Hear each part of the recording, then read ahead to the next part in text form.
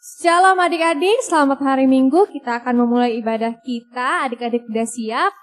Nah, sekarang kakak ada undang adik-adik untuk bangkit berdiri. Kita mau nyanyi lagu Halo Halo, Hello Hello, Ola Ola.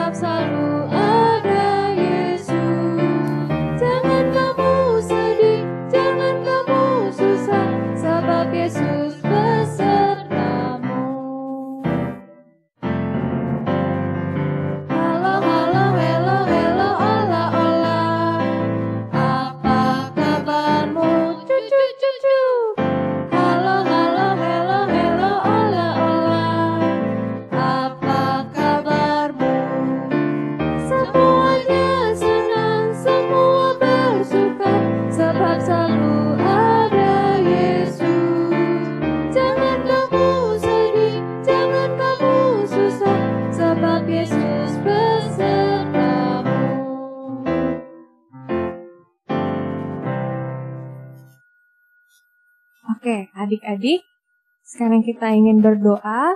Semua adik-adik lipat tangan, tutup mata, mari kita bersatu dalam doa.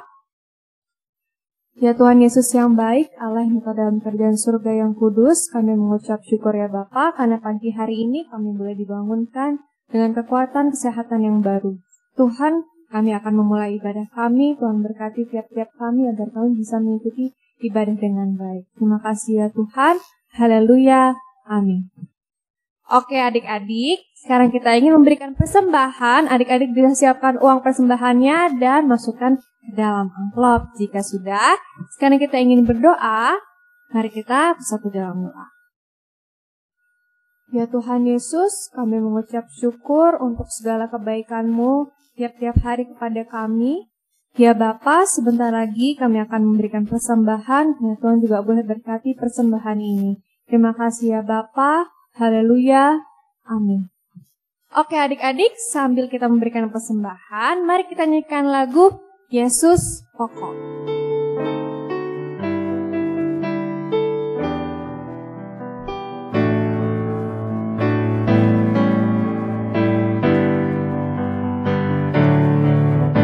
Yesus pokok dan kitalah carangnya, tinggallah di dalamnya. Yesus pokok dan kitalah carangnya, tinggallah di dalamnya. Yesus pokok dan kitalah carangnya, tinggallah di dalamnya. Pastilah kau akan berbuah. Yesus cintaku, ku cinta kau, kau cinta dia. Yesus cintaku, ku cinta kau, kau cinta dia. Yesus pokok dan kitalah carangnya, tinggallah di dalamnya. Yesus pokok dan kitalah carangnya, tinggallah di dalamnya. Yesus pokok dan kitalah carangnya, tinggallah di dalamnya. Pastilah kau akan berbuah.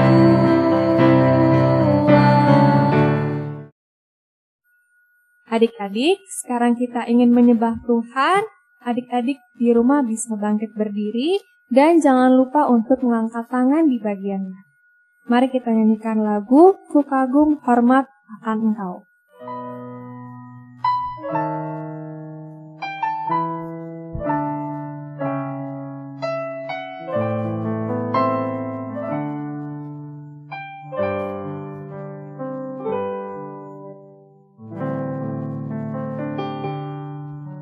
Sungguh indah tiada taranya.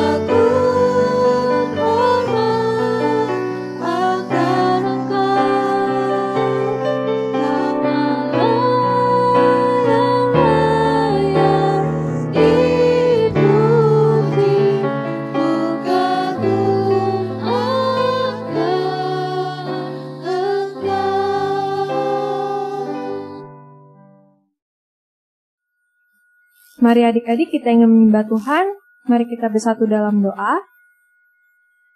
Ya Tuhan Yesus, benar Bapa, kami kagum, kami hormat kepada Engkau karena Engkau adalah Allah yang luar biasa, Engkau Allah yang dahsyat, gagah dan perkasa ya Bapa. Kami menyembah Engkau, kami meninggikan Engkau karena Engkau adalah Tuhan Yesus kami, Juru Selamat kami. Terima kasih ya Bapa, haleluya, amin. Oke adik-adik, selamat mendengarkan cerita, selamat hari Minggu. Halo adik-adik, apa kabar? Kakak harap semuanya sehat dan selalu di rumah. Nah, kita akan masuk dalam firman Tuhan kembali pada hari ini. Tidak lupa untuk kita berdoa dulu kepada Tuhan. Mari kita bersatu dalam doa, lipat tangan tutup mata, kita berdoa. Tuhan Yesus, Allah Bapa kami, kami mengucap syukur kepada Tuhan oleh karena hari ini kami boleh beribadah kepada Tuhan dan kami siap untuk dapat mendengarkan firman Tuhan. Allah memberkati untuk kakak-kakak yang akan menyampaikan firman Tuhan. Allah menolong, Allah memurapi, Allah membimbing mereka, memberikan kasih karunia dan hikmat Tuhan untuk dapat menyampaikan firman Tuhan dengan baik. Dan kami semua yang akan mendengarkan firman Tuhan, biarlah kiranya Tuhan menolong, memimpin kami agar kiranya kami juga dapat mengerti firman Tuhan yang disampaikan oleh kakak-kakak melalui cerita sekolah minggu. Terima kasih Tuhan. Dalam nama Tuhan Yesus kami sudah berdoa, haleluya, amin. Nah, minggu lalu Kak Adra bercerita bagaimana Abram tidak mencari keuntungan adik-adik. Nah, hari ini kakak akan melanjutkan cerita Bapak Abram, di mana pada waktu itu Bapak Abram sudah lama menantikan janji Tuhan untuk bahwasanya janji Tuhan adalah bahwa keturunan Bapak Abram akan sangat banyak. Nah, akhirnya Bapak Abram bertanya kepada Tuhan. Kita lihat di Kejadian pasal 15 ayat yang kedua. Adik-adik nanti bisa baca di rumah. Nats firman Tuhannya diambil dari Kejadian pasal 15 dan Kejadian pasal 16 ya. Kita baca di Kejadian pasal 15 ayat yang kedua. Abram menjawab, "Ya Tuhan Allah, apakah yang akan Engkau berikan kepadaku? Karena aku akan meninggal dan tidak mempunyai anak, dan yang akan mewarisi rumahku ialah Eliezer orang Damsyik itu." Nah, Abram ini nanya sama Tuhan, apa yang akan Kau berikan kepada aku? Karena sampai dengan saat ini, setelah 10 tahun lamanya Abram menanti-nantikan keturunan, Abram belum punya keturunan untuk meneruskan garis keturunannya. Nah, Abram bilang, apakah si pembantunya ini atau hambanya ini yang orang Damsyik itu, namanya adalah Eliezer ya adik-adik. Lalu kira-kira apa jawaban Tuhan? Kita lihat di ayat yang keempat. Tetapi datanglah firman Tuhan kepadanya demikian, orang ini tidak akan menjadi ahli warismu, melainkan anak kandungmu dialah yang akan menjadi ahli warismu. Ayat yang kelima. Lalu Tuhan membawa Abram keluar serta berfirman, coba lihat ke langit, hitunglah bintang-bintang, jika engkau dapat menghitungnya. Maka firman-Nya kepadanya, demikianlah banyaknya nanti keturunanmu. Nah, akhirnya Tuhan bilang sama Abram bahwa orang Damsyik ini atau Eliezer ini tidak akan menjadi ahli waris bagi Bapak Abram, melainkan adalah anak kandungnya sendiri akan menjadi ahli waris dari Bapak Abram. Dan Allah berfirman bahwa keturunan Abram akan menjadi seperti bintang-bintang di langit yang begitu banyaknya sehingga tidak dapat dihitung jumlahnya adik-adik. Nah, setelah itu respon Bapak Abram kira-kira gimana adik-adik? Kita lihat di ayat yang ke-6 ya. Lalu percayalah Abram kepada Tuhan, maka Tuhan memperhitungkan hal itu kepadanya sebagai kebenaran. Nah, akhirnya Bapak Abram pun percaya kepada Tuhan bahwa Tuhan akan memperbanyak keturunannya melalui keturunannya sendiri adik-adik, tidak melalui hambanya yaitu Eliezer orang Damsyik itu. Nah, akhirnya Tuhan pun bercerita bagaimana bangsa yang akan dibentuk melalui keturunan Abram ini akan menderita selama 400 tahun dan dia akan dijajah, bangsa ini akan dijajah, dan bangsa yang menjajah bangsa ini akan mengalami hukuman. Lalu bagaimana nanti bangsa ini akan memiliki negeri Kanaan. Nah, Tuhan pun bercerita kepada Abraham dan berfirman kepada Abraham. Tapi adik-adik, karena istrinya Ibu Sarah ini nggak sabaran kepada firman Tuhan, nggak mau nunggu-nunggu lama, dia berpikir bahwasanya dia ini kemungkinan besar nggak punya anak karena udah tua. Lalu Sarai ini bilang sama Abram. Kita lihat di pasal yang ke-16. Kita buka sama-sama di ayat yang kedua. Kita baca sama-sama. Berkatalah Sarai kepada Abram, "Engkau tahu Tuhan tidak memberikan aku melahirkan anak. Karena itu baiklah hampiri hambaku itu. Mungkin oleh dialah aku dapat memperoleh seorang anak." Dan Abram mendengarkan perkataan Sarai. Nah, karena Sarai berpikir dengan logikanya, dengan pikirannya, Sarai bilang sama Abram, "Mungkin dari hambaku si Hagar ini, ibu Hagar ini, aku akan memperoleh keturunan dengan bapak Abram." Jadi Abram ini bisa punya anak tidak dengan Sarai tapi dengan hambanya, ya, hamba Sarai yaitu Hagar. Lalu respon Abram kita lihat sama-sama tadi, ya. Abram mendengarkan perkataan Sarai dan Abram pun mendengarkan perkataan dari istrinya. Nah, tidak lama kemudian akhirnya mengandunglah hambanya Sarai yaitu si Hagar, dan dia akan segera mempunyai anak. Lalu apa respon Hagar kepada Sarai? Kita lihat di ayat yang keempat. Abram menghampiri Hagar lalu mengandunglah perempuan itu. Ketika Hagar tahu bahwa ia mengandung, maka ia memandang rendah akan nyonyanya itu. Nah, adik-adik, ketika Hagar tahu bahwa dia sedang mengandung anak majikannya, bapak Abram, Hagar pun memandang rendah si ibu Sarai. Lalu Sarai pun ngadu, ibu Sarai ini ngadu sama suaminya bapak Abram. Kita lihat, ya, di ayat yang kelima. Lalu berkatalah Sarai kepada Abram, "Penghinaan yang kuderita ini adalah tanggung jawabmu.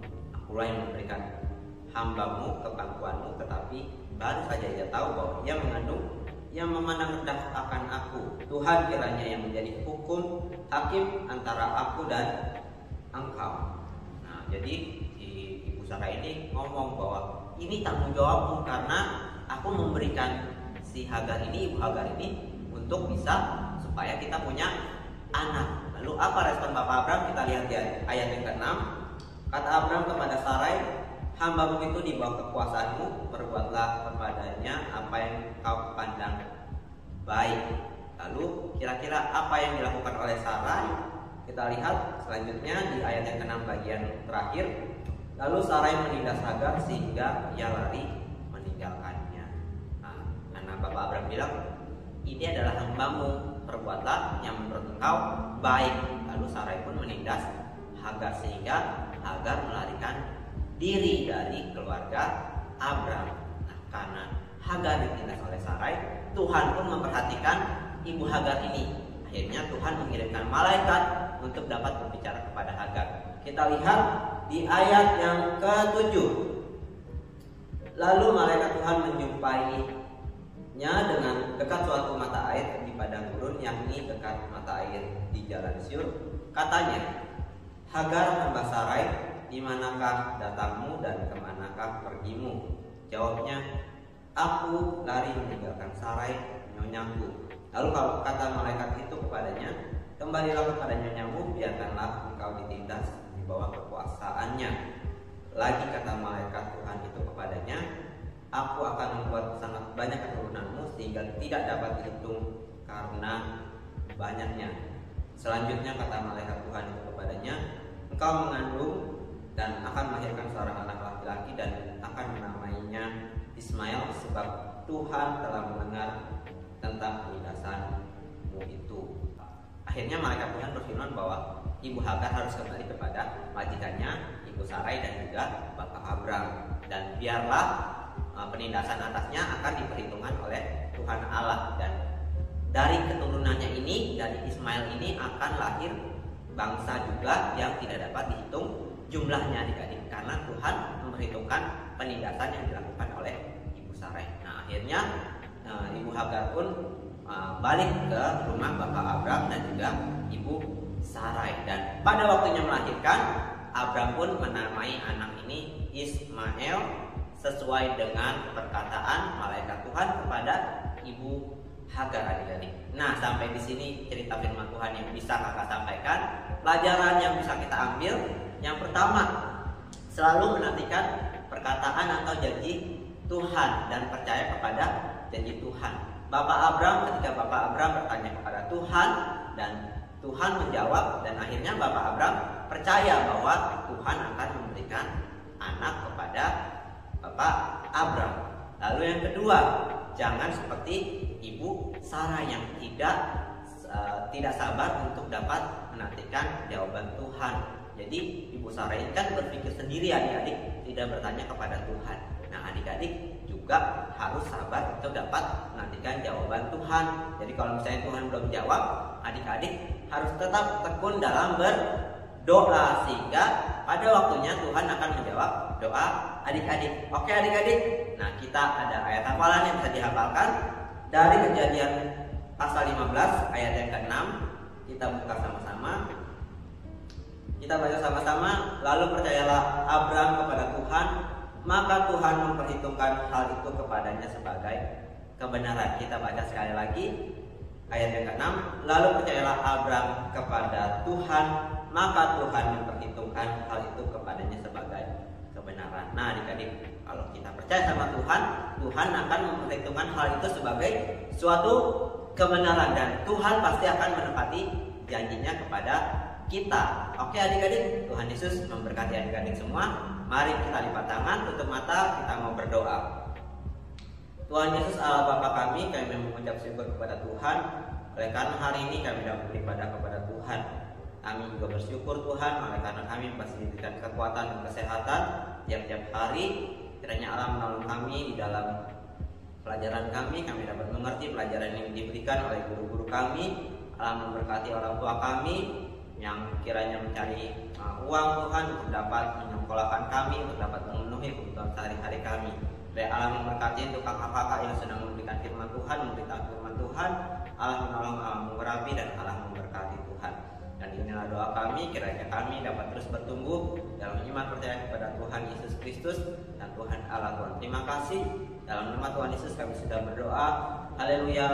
Amin. Tuhan Yesus memberkati adik-adik sekalian.